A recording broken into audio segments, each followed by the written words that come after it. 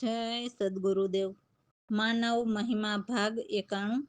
હે માનવ, આજે જગતના જીવને સત્ય ભૂલવાડી દીધું છે અને દેહધારી અવતારીમાં જીવને લગાડી દીધો છે, અને તેના મેળા મંડપ વધતા જ જાય છે અને જીવ લૂંટાતો જાય છે, અને પાખંડ ભક્તિનો અતિ ફેલાવો વધતો જ જાય છે, અને જીવ 84 લાખ યોનીમાં ભટક્યા કરે છે.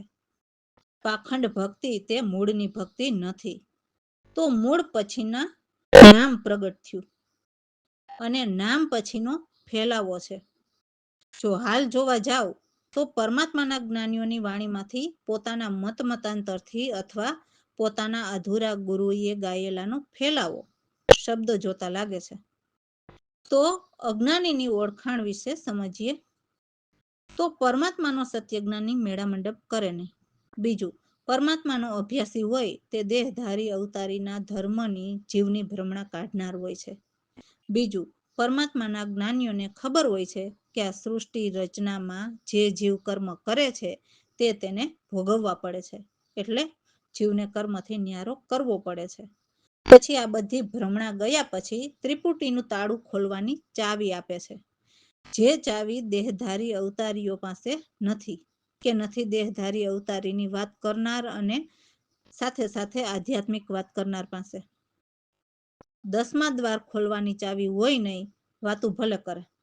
બીજું, આ જગતમાં હાલ જોવા જાવ તો આ દેહધારી અવતારીના સત્સંગ કરી કરીને જીવને એટલી બધી ધાક બેસાડી દીધી છે અને એવો લોભી લાલચી અને ભ્રમણામાં નાખી દીધો છે કે મૂળની વાતો ભૂલવાડી દીધી છે. જોકે આ મૃત્યુલોક છે, આજે નહીં તો કાલે, પણ શરીર છોડવાનો વારો તો હર કોઈનો આવે જ છે. તો હે માનવ, તમને જ્યારે ટાઈમ મળે અને આ અવતારીની ભ્રમણા કાઢવાના ઉપયોગી સૂત્રો લાગે તો આ તો યુટ્યુબમાં જાહેર લખાણ સમજવા જેવું લાગે તો સમજજો. અમે તો સત્ય પુરુષના સંદેશવાહક છીએ, એટલે સત્ય જાહેર કરેલ છે.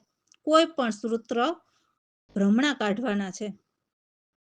જોકે અમો ચોખ્ખું જાહેરમાં કહીએ છીએ કે ઈશ્વર લખાવે છે, અમો બાનારૂપી છીએ. બીજું, જો ખોટું કહીએ તો ઈશ્વરના ગુનેગાર થઈએ ને, તો મનન કરો રામ ભરોસે. તો અમારા સદગુરુની વાણી શું કહે છે તે સદગુરુ પ્રવીણરામ પ્રતાપે વિવરણ કરીએ તો સદગુરુ સમજાવે છે કે હે માનવ, ગમ ગોતીને દુર્મતીને દૂર કરો. તો કોની ગમ લઈએ તો દુર્મતી દૂર થાય? અને ક્યારે દૂર થાય? તો સત્યજ્ઞાની સદગુરુની ગમ લઈએ તો દુર્મતી દૂર થાય, પણ જો સદગુરુના શરણે સાંગોપાંગ રહીએ ત્યારે. સદગુરુ તો સદાને માટે સરોવર સમર્થ હોય છે, જે અગમ નિગમ બંને કહે છે, એટલે પરમાત્માની ગમ અને પોતાની ગમ. પોતાની ગમ એટલે આપણી ગમ પરમાત્મા સુધી પહોંચવાની છે તે કેવી રીતે છે તે સદગુરુની ગમથી જાણી શકાય છે. સંસ્કૃત ગીતા 6 વાચ્ય તે કર્મ ઉપાસના છે. જે નિત્ય વેદ પુકારે એ શું સાચી વિધિ કરી શકે? વેદ વિધિ તો દેવોના ઘરની છે. તો વેદ વિધિ વાળા પરમાત્માના ભેદને નથી જાણતા, તો એ પરમાત્માને ભજવાની રીત કેમ શીખવી શકે? નિર્ગુણ અકથ એટલે કોઈના કહ્યામાં ન આવે, સર્વગુણોથી ન્યારા, જ્યાં આશ્રમ વર્ણ નથી, ભાવ અને અભાવથી પર પરમેશ્વર છે, તે શાન સદગુરુ બતાવે છે. અક્ષય અગોચર અકલ અજાણી એ સકળ કળા અમે સદગુરુ કૃપાથી જોઈ. તો આપ અસલ સર્વ નકલ એમની વર્ણાવી એવા તે સમર્થ સદગુરુ છે, જે નિર્મળ નૂર હજુર બિરાજે એવા સર્વવ્યાપક નિર્ભય રહે છે. તો એમના શું ગુણ ગાવ એ કહ્યું ન કહેવાય. અમને સદગુરુ કૃપાથી બહુ જ અથવાથી કે બહુ જ મનન કરવાથી સમજાયું. જેમ ગુંગાને સ્વપ્ન આવે છે પણ એ કોઈને કહી નથી શકતો, એવું પરમાત્માનું જ્ઞાન છે, જે નજરે નિરખ્યા વિના સમજમાં નથી આવતું કે પાકું નથી થતું. તો આ બધી સત્ય વાત પરમાત્માના જ્ઞાની અમારા સદગુરુ પ્રવીણરામ સહજ રીતે લખે છે, જેને આ જગતમાં કોઈ ગમ્ય અગમ્ય નથી. જય સદગુરુદેવ.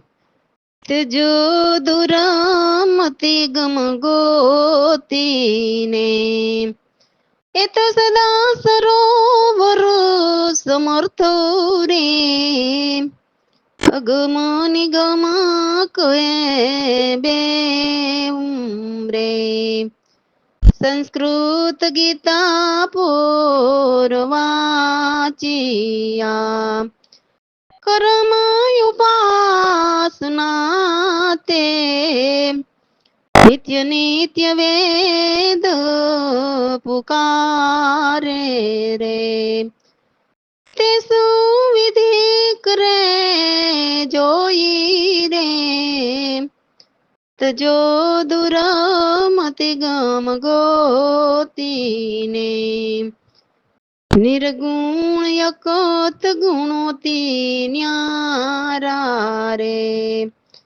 આશ્રમ વર્ણ નહીં કોઈ રે ભાવય ભાવ પર પરમેશ્વર સદગુરુ સેન બતાવી રી તજો દૂર મતી ગમ ગોતીને અક્ષય ગોચર અકલો જાણી રે સકડકડા જોઈ રે આપુય સુલો સર્વ નકલ વર્ણાવી રે એવા તે સમર્થ રે તજ દૂર મતી ગમ ગોતીને નિર્મળ નુર હજુર બિરાજે રે સર્વ વ્યાપકો નિર્ભયો રે કયા ગુણ ગાવું કયું ન બજાયું રે મથવાથી માલુમ પડ્યું રે તજો દૂર મતી ગમ ગોતીને ગુંગાના સ્વપુના કહીએ એ નિચયું રે ઓયું રે પ્રવીણ રામ સદર લોક દાખી રે ના કોઈ ગમ્યા ના ગમ્યા રે તજો દૂર મતી ગમ ગોતીને રામ ભરોસે. તો એવા અમારા સદગુરુ આત્મજ્ઞાનીને ધન્ય ધન્ય છે, કેમ કે એમના જ્ઞાન સમાન બીજા કોઈ જ્ઞાન નથી. કેમ કે સદગુરુ પરમાત્માના જ્ઞાન કહે છે, તો પરમાત્માના મહાન જ્ઞાનથી બીજા કોઈ પણ જ્ઞાન મહાન હોય જ નહીં. તો આવા કોઈ જ્ઞાની હોય તો એવા સદગુરુને ધન્ય છે, જે જગતમાંની મોહમાયામાં રહીને પરમાત્મા સુધી પહોંચવામાં ક્યાંય પણ અટકી ન જાય. જેમણે કર્મ ઉપાસના બંનેથી પાર પરમ જ્ઞાન જોયા. કર્મ ઉપાસના જ્ઞાની એથી પરબ્રહ્મ લખાણા, જે સકળ બ્રહ્માંડમાં જાણ્યો, જે ન ભજેમ સર્વવ્યાપક છે, એમ સદગુરુ કૃપાથી બ્રહ્મ સર્વવ્યાપક જાણ્યા.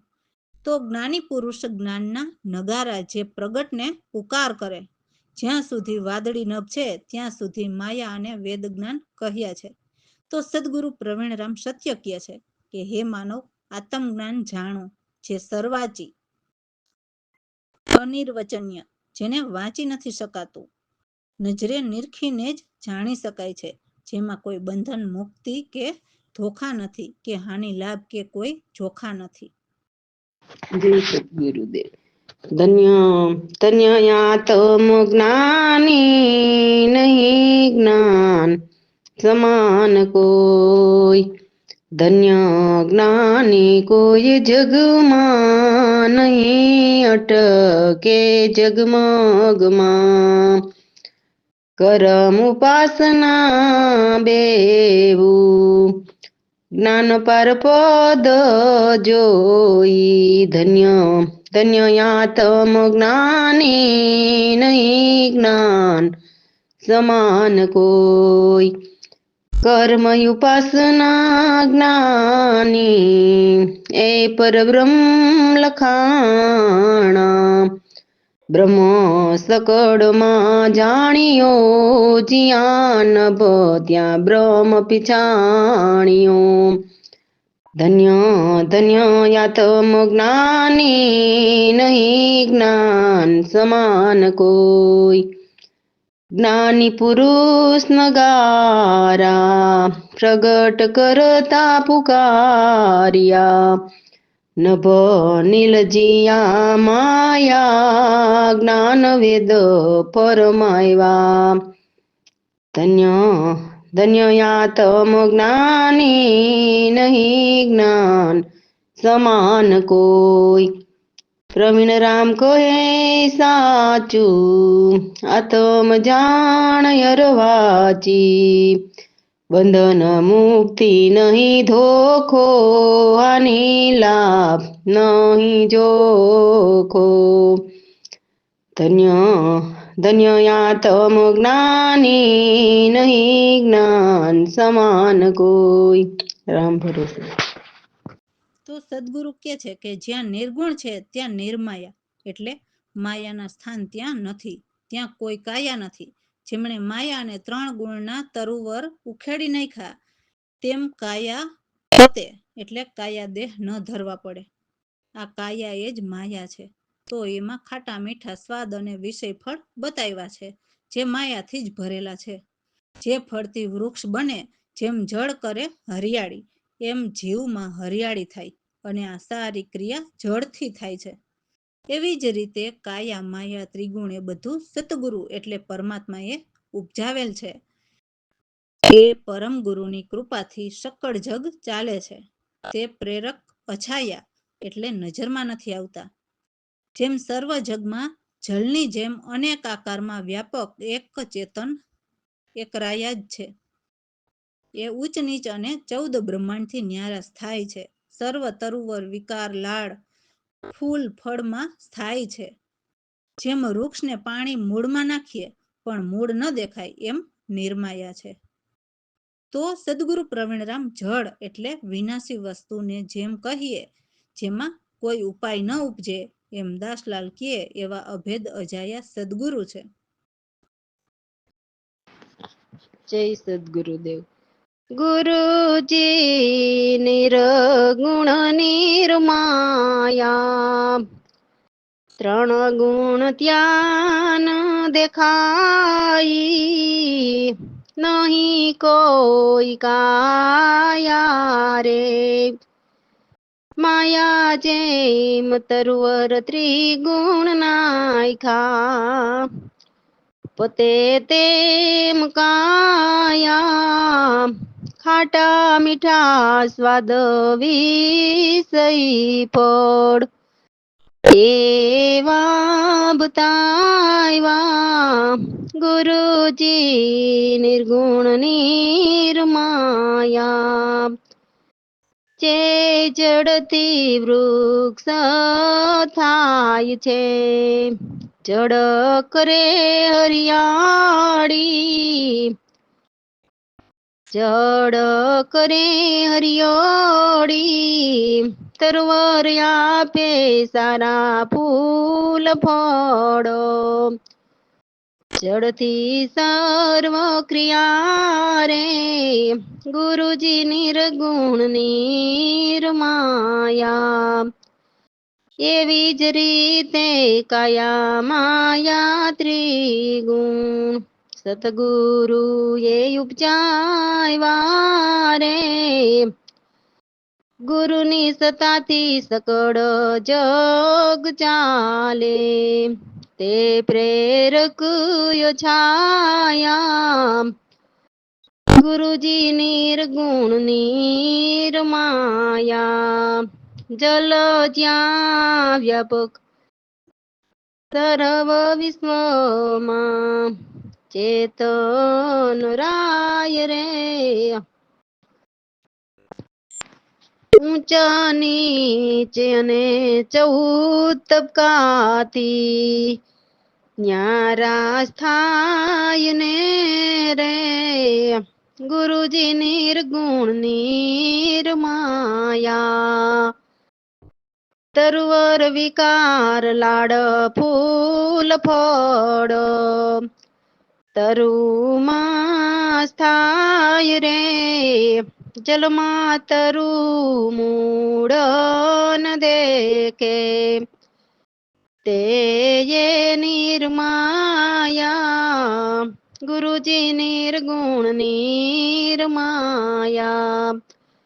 ગુરુ પ્રવીણ રામ જડ જેમ કહીએ ઉપજે ન ઉપાય રે દસલાલ કહે લેર છે મની અભેદ જાયા રે ગુરુજી નિર્ગુણ નિર્માયા રામ ભરોસે.